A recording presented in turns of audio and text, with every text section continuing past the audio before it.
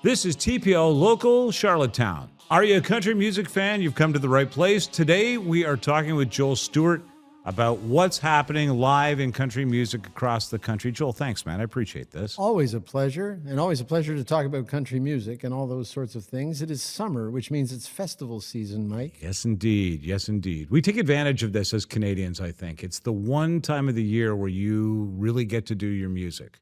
Well, you know, and it is a lot of the festivals, especially in Western Canada, are part of the calendar of the people who attend the festivals. Right. You know, when I was at CMT, we used to cover the Craven Country Jamboree every year.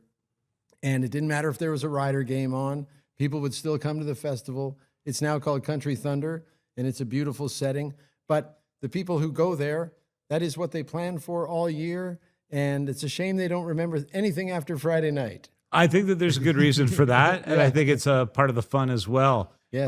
Who are we going to see this summer that might be some of the highlights? I think on some of the on the Country Thunder routing, which is there's a Country Thunder in Winnipeg, there's a Country Thunder in Saskatchewan, there's a Country Thunder in Calgary. Some of the names change, but one of the bigger draws is Lainey Wilson, who a great singer, but she's also known from the TV show Yellowstone and all that kind of stuff. Yeah. And she recently married a fella who was a former backup quarterback for the Ottawa Rough Riders, or the Ottawa Red Blacks. No, really. All roads lead to the CFL. Isn't that something? Anyway, yeah, in your world they do, don't they? Yes, they really do. Super fan. Lainey Wilson will be the big draw. And then there's all kinds of other. I think Motley Crue is at Country Thunder in Winnipeg, and I think they call it Rockin' Thunder or something. They changed the night or something like that. But I think people should just find Country Thunder in your neighborhood. There's one in Calgary. There's one in Saskatchewan. There's one in Winnipeg. Those are kind of the big ones. July 1st is usually the Dauphin Fest in Manitoba as well, which is usually an all-Canadian lineup. Well, sometimes it's all-Canadian. Canada Day is all-Canadian usually. Yeah. But I've seen some big acts there as well. So depending on where you want to go and what you want to do and how you want to do it, because you can do the whole VIP thing, or you can just go camp and drink and listen to the music and do all that stuff too. Not necessarily, you don't have to drink. No, you don't have to, but you get a free campsite if you do. I made that up. Yeah. Some of the Canadian acts right now that people should be looking for across the country. And in fact, it's pretty wild because if you look at the charts here in Canada, and obviously it's a little skewed because we're more familiar. There's some dominance going on in the last year on the country charts with Canadians. Oh, yes. Oh, yes. I think, you know, it used to be like the Americans would have the top 10 songs, and maybe a Canadian would have a song in the top 15 or something like that. Now you're seeing the Canadian artists on Canadian radio hitting top 5, hitting number 1, including the Americans.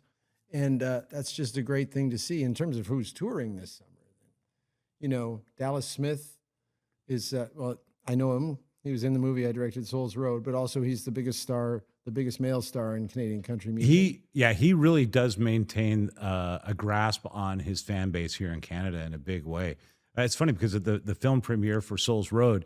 I mean, he was a popular guy on the streets, man. Oh, man. Just standing there for a few moments. It didn't take long to get a crowd of fans that were dedicated. Yeah, we're in Dallas's orbit, and he puts on a great show and all that kind of stuff. And then I think in the fall he's touring his Default, his old band as well.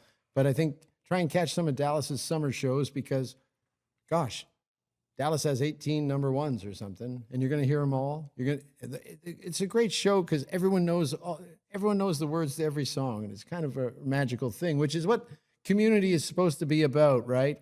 It's the thing we didn't have during the pandemic. We didn't have that ability to share our love of something with a total stranger. You know, and I think people are just now, maybe I'm wrong about this, and maybe you're finding this in your own life, people are now just getting back to being out and taking live, so many years post-COVID, but still people are adapting to the idea, okay, we're going to go out and be around a lot of people. Promise you, if you go to one of these festivals, it will be the highlight of your summer. Yes.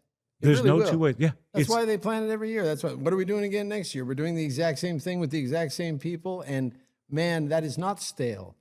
That is not lame. It's awesome, actually. One of the other venues that you and I kind of touched on when we were chatting before this is Stampede, which has an amazing lineup of acts every year. You know, the Nashville North tent that they have every year, which is usually one or two bands every night, and you got to get there a little early and you got to get in there. But every different night of the week, they will have a superstar from our country, usually Canadian, some baby American acts too, but you will know the songs from the radio. You will enjoy that environment. And that is the heart of cowboy country, of course, as everyone knows. And I know you say, Toronto guy talking about his heart. I lived there for 15 years. It's okay, Joel. No, we believe you. You're legit. CMT and all that. Contains comments which may be triggering.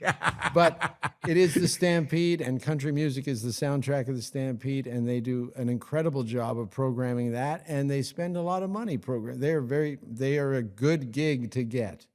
Take a look. I would recommend this. Take a look for our country music lineup, which will be posted in a video in the next couple of days. And we'll give you sort of the lineup of what's happening on the West Coast. And you might want to do a little bit of travel and catch some of these festivals and some of these artists. So we'll make them available for you. Joel Stewart, thank you so much. Hey, my great pleasure. Thanks for having me. Looking for reliable and convenient personal safety products? Less Lethal has you covered. As Canada's only authorized Byrna distributor, we provide a range of products for recreation, protection, and security. Explore our Byrna launcher lineup, including the LE, SD, TCR, and Mission 4, designed for different levels of performance and protection needs. We also offer the Banshee personal safety alarm, designed to protect children, women, and vulnerable individuals. Because your safety is our top priority. Shop now at lesslethal.ca.